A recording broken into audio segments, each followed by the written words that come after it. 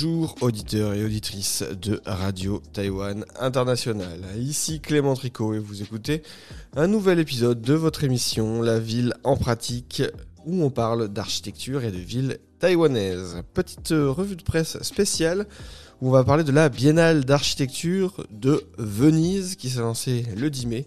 Focus forcément sur le pavillon taïwanais, à cet événement qui est certainement l'un des plus importants au monde quand on parle d'architecture.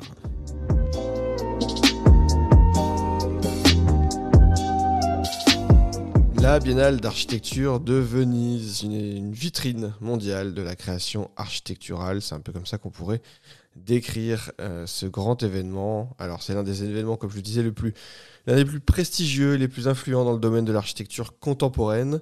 Elle existe depuis les années 80 et en tant que déclinaison de cette célèbre Biennale d'art de Venise, vous connaissez peut-être la Biennale de Venise pour son travail artistique, eh bien l'exposition internationale se tient tous les 2 ans pour l'architecture en alternance avec celle d'art, dans cette magnifique cité italienne avec ses gondoles et ses canaux un peu partout. Et donc on y retrouve des architectes urbanistes, des commissaires d'exposition ainsi que des visiteurs qui viennent du monde entier. Et donc l'objectif, ça va être de proposer une réflexion sur les enjeux contemporains qui sont liés à l'architecture et l'urbanisme et plus largement l'aménagement du territoire. Et à chaque fois, c'est construit sur un thème qui est choisi par un commissaire d'expo, comme dans beaucoup de biennales. Et c'est souvent une figure majeure du monde de l'architecture. Et on vient y parler d'un peu tout, crise climatique, logement, migration, patrimoine, technologie, ou encore inégalité ou justice sociale. Et donc chaque pays ou chaque participant est libre de concevoir un pavillon autour du thème général. Et donc voilà, donc le rôle de l'exposition de la Biennale, c'est donc un lieu d'échange intellectuel. On ne vient pas juste voir des pavillons, on vient discuter, rencontrer, faire du réseau grâce à ce riche programme de conférences. Il y a des débats, des ateliers et encore diverses publications, le tout pour faire se rencontrer des professionnels de l'architecture et des institutions, mais aussi donc croiser un petit peu le grand public. C'est l'occasion, quand on aime l'architecture, toujours les biennales, d'aller voir des choses un petit peu magnifiques et voir ce qui se fait un peu ailleurs, et puis confronter les courants de pensée et voilà, les approches par rapport à un thème. Et donc, celle de Venise 2025, c'est la 19e édition, donc d'un événement majeur, comme je vous le disais. Et ça a commencé le 10 mai, et ça se termine en novembre, le 23 novembre 2025. Et donc c'est placé sous le commissariat de l'architecte et ingénieur Carlo Ratti, directeur d'une Sensible City Lab au MIT. Et donc la Biennale, cette année, se veut explorer un thème, Intelligence Natural Artificial Collective, un thème qui interroge, vous l'avez compris, le collectif, l'intelligence artificielle, la nature, et puis voilà.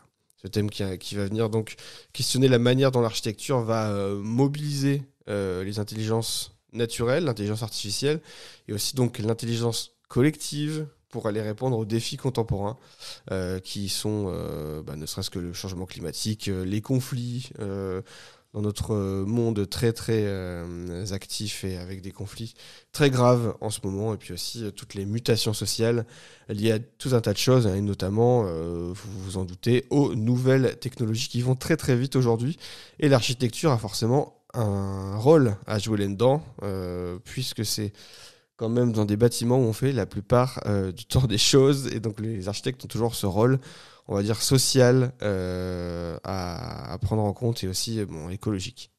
Taïwan est présent, comme depuis de nombreuses biennales, à la Biennale d'architecture de Venise 2025. Le projet de pavillon, on le connaît depuis longtemps. Il avait été dévoilé, on peut regarder des articles, ne serait-ce que de Taïwan Info, qui datent de janvier dernier, par exemple. C'est le ministère de la Culture qui avait présenté le pavillon, qui est lors d'un événement qui était organisé à Tainan, dans le sud du pays. C'est l'université nationale Cheng Kung qui est située dans cette ville méridionale, avec le soutien du Musée national des beaux-arts de Taïwan, à Taichung. Le pavillon a été conçu sur un thème non-croyance, intelligence taïwanaise de la précarité. C'est ce qu'explique le ministère de la Culture. Et donc c'est inspiré de la théorie des non-sites de l'artiste américain Robert Minson, laquelle met l'accent sur l'absence, le déplacement, la dualité du paysage, Et ce projet fait écho donc au thème de la biennale sur les intelligences naturelles, collectives et artificielles. Et donc selon le ministère, c'est une installation qui est en papier alvéolé et qui vient évoquer la topographie de Taïwan. Enfin, c'est souvent les montagnes et les paysages taïwanais qui sont mis en scène. Elle est située au centre. Donc ça, c'est situé au centre du pavillon et c'est surmonté de photos de paysages taïwanais présenté sur du papier électronique qui vient illustrer l'impact sur l'environnement du développement des semi-conducteurs. Donc c'est assez intéressant de voir que Taïwan met en scène donc, ces semi-conducteurs, vous savez, ces puces qui sont notamment produites par le géant TSMC, souvent évoquées dans la géopolitique mondiale et une des garanties de Taïwan pour le moment de sécurité, en tout cas tant qu'ils en produisent. Et bien, c'est intéressant de voir ça, que c'est mis en scène dans un expo architectural. Et il y a différents aussi documents de recherche architecturale et des maquettes qui sont exposés au sein de ce pavillon pour mettre en avant un petit peu toute la qualité architecturale et la recherche qui peut exister à Taïwan dans ce domaine. Le pavillon évoque plusieurs choses, des questions, pose des questions telles que aussi l'impact sur l'écologie, de la construction du train à grande vitesse taïwanais, l'installation de panneaux solaires. En prenant l'exemple d'un arrondissement de Tainan, il y a des détails entre les conflits entre l'architecture et d'autres aspects environnementaux qui sont aussi mis en avant. Donc c'est une occasion de montrer au monde on va dire les prouesses, en tout cas les efforts architecturaux à Taïwan, et de pouvoir justement rencontrer la communauté internationale. C'est ce qu'avait déclaré la directrice du National Taiwan Museum Fine Arts, Chen Kuang-yi, lors de la présentation du pavillon au début d'année. Et donc on vous en parlait d'ailleurs sur RTI, le pavillon a été inauguré à la Biennale d'architecture de Venise. C'était le 8 mai dernier. Il y avait la vice-ministre de la Culture, Li Qingyi. Le pavillon, donc ce pavillon taïwanais, la 19e Biennale d'architecture, a été inauguré en sa présence. L'événement s'articulait autour du thème, comme on l'a dit, de la Biennale. Et l'idée, c'était d'essayer d'intégrer ce thème-là, d'essayer de le mettre un petit peu en avant. Et encore une fois, c'est, comme souvent dans ce genre d'événement, une occasion pour Taïwan de se faire connaître au-delà du thème de l'architecture, et bien de faire parler du pays en tant que tel, pour se démarquer aussi dans cet échiquier international, et bien de montrer que Taïwan existe et que Taïwan fait des choses. Et on peut voir un article de Arch Daily, un magazine en ligne sur l'architecture, qui parle justement de ce pavillon de Taïwan à la Biennale, qui explore ses intelligences précaires, on va dire.